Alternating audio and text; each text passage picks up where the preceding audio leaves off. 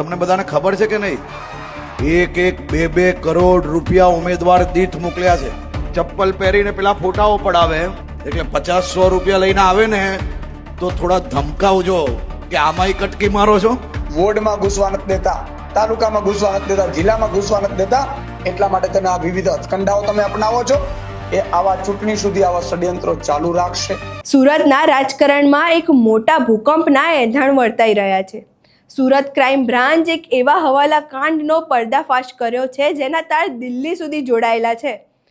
છેલ્લા 4 મહિનામાં આંગઠિયા મારફતે 1 કરોડથી વધુ રકમની હેરાફેરીના મામલો અત્યારે રાજ્યસભામાં ચર્ચાનો વિષય બન્યો છે, જેમાં હવે સત્તા પક્ષ અને કોંગ્રેસે આમ આદમી પાર્ટીને આડે હાથ લેવાનું શરૂ કર્યું છે. આખી ઘટના શું છે અહીં વિગતવાર ચર્ચા કરીએ. નમસ્કાર, આપ જોઈ રહ્યા છો ચક્રવાત ન્યૂઝ. હું આપની સાથે વંશિકા.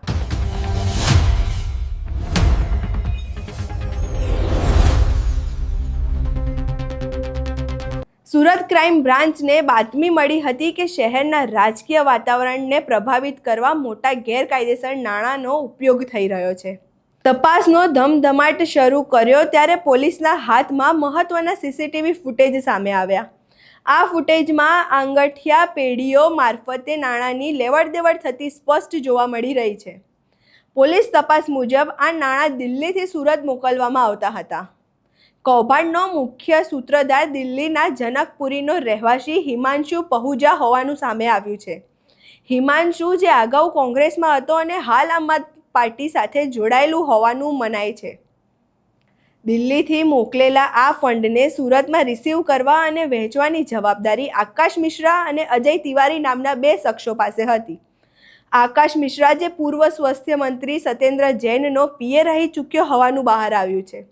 હવે આ મામલે ઇન્કમ ટેક્સ વિભાગની પણ एंट्री થઈ ચૂકી છે. પહેલા સાંભળીએ પોલીસે આ મામલે શું કહ્યું. और अजय तिवारी नाम के 2 लोग रिसीव करते हैं और फिर वो स्थानिक स्वराज्य की चुटनी को लेके आके डिस्ट्रीब्यूट कर रहे हैं. इस इंफॉर्मेशन के आधार पर आज सुबह आकाश मिश्रा को बुलाया गया था. उसकी पूछताछ में उमरा पुलिस के साथ क्राइम ब्रांच की टीम भी लगी हुई थी और उसकी पूछताछ में काफी सारी चीजें पता चली. लास्ट 4 से 5 मंथ एक ही अंगड़िया पेड़ी में 1.25 करोड़ के करीब अमाउंट आई हुई है इनके पास से, जो फुटेज में भी दिखी जा रही है. और ये 1.25 करोड़ रुपए लेके इन्होंने यहाँ अलग अलग लोगों को सर्कुलेट किया हुआ है और इस बारे में इन्वेस्टिगेशन चालू है. तो सीसीटीवी सामने आया है और आकाश का क्या हुआ? और सीसीटीवी में जो दिख रहे हैं 2 लोग, वो आकाश और अजय तिवारी 2 लोग हैं. और वो दोनों जो दिल्ली से पैसा भेज रहे हैं उनको यहाँ सर्कुलेट कर रहे हैं. आकाश कोई बड़े लीडर का ये भी आकाश ने कन्फ्यूज किया था. एक सीनियर लीडर के साथ वो पहले कनेक्टेड था और उनके यहाँ उनके साथ काम कर चुका है. किस पार्टी से जुड़ा है? और अभी उनकी आप पार्टी से 3 लोग जुड़े हुए हैं. કે આરોપીની પૂછપરછ કરવામાં આવી છે, જેમાં શું સામે આવ્યું છે અને જે પૈસાની વાત કરી ત્યાં હિન્દી अभी उनकी पूछताछ में उन्होंने वो पैसे के बारे में क्लियर नहीं, गोल जवाब दे रहे हैं. लेकिन सीसीटीवी फुटेज क्लियर है, पैसा आया हुआ है और उसके इंट्रोगेशन और चल रहा है. बाकी लोगों 8 से 10 लोग और लोगों के नाम भी इस इन्वेस्टिगेशन दौरान मिले हुए हैं. इन सबको बुलाया जाएगा और क्रॉस क्वेश्चनिंग किया जाएगा. इनकम टैक्स को इन्वेस्टिगेशन में ज्वाइन करने के लिए रिपोर्ट किया गया है. इनकम टैक्स भी इसमें आगे की जांच के लिए ऐड होगा और सारी एजेंसी अन्य एजेंसियों के साथ मिलकर कार्यवाही की जाएगी. આખો મામલો સામે આવ્યા બાદ નાયબ મુખ્યમંત્રી હર્ષ સંઘવીની પ્રતિક્રિયા સામે આવી છે, જેમાં તેમણે આમ આદમી પાર્ટીને આડે હાથ લીધી હતી. અહીં સાંભળીએ હર્ષ સંઘવીએ. નહીં ઝાડું. એક કિસ્સો હમણાં હું આવતા ન્યૂઝ ચેનલ પર જોતો હતો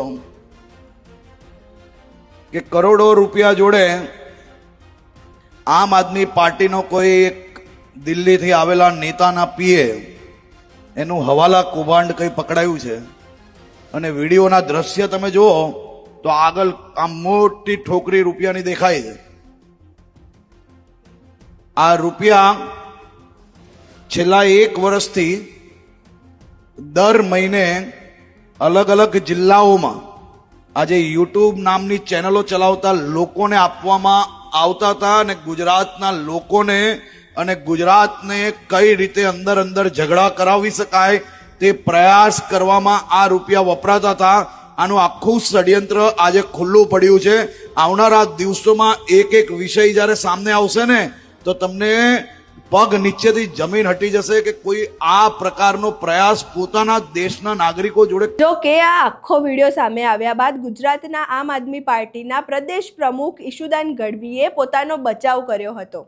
અહીં સાંભળીએ ઈશુદાન ગઢવીએ શું કહ્યું.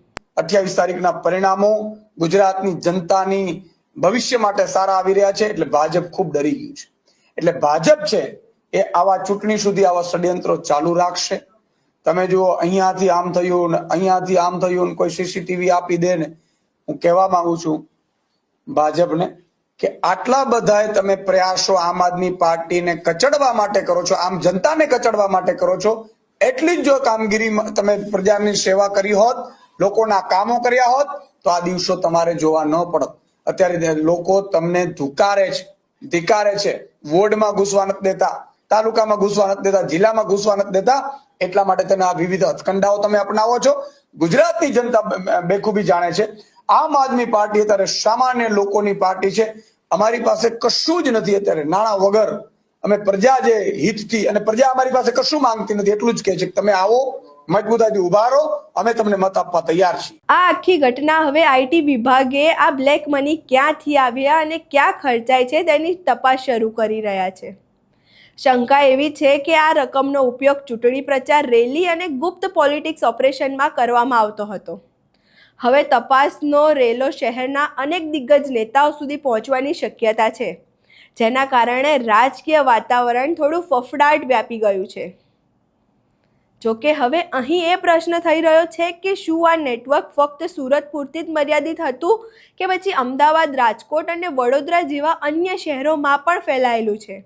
પોલીસ હવે આંતરરાજ્ય તપાસ ટીમની રચના કરી આખા સિન્ડિકેટના મૂળ સુધી પહોંચવાનો પ્રયાસ કરી રહી છે. આગામી દિવસોમાં આ મામલે અનેક મોટા માથાઓની પૂછપરછ અને ધરપકડ થઈ શકે છે. આ આખા હવાલા કાંડમાં તમને શું લાગે છે? ખરેખર કોઈ મોટું કૌભાંડ છે કે ચૂંટણી ટાણે શરૂ કરેલું ગતકંડું છે? તમારા મંતવ્યો અમને કમેન્ટ બોક્સમાં જરૂરથી જણાવજો. અમારો વિડીયો પસંદ આવ્યો હોય તો લાઈક કરો, શેર કરો અને સબસ્ક્રાઇબ કરવાનું ભૂલશો નહીં. નમસ્કાર.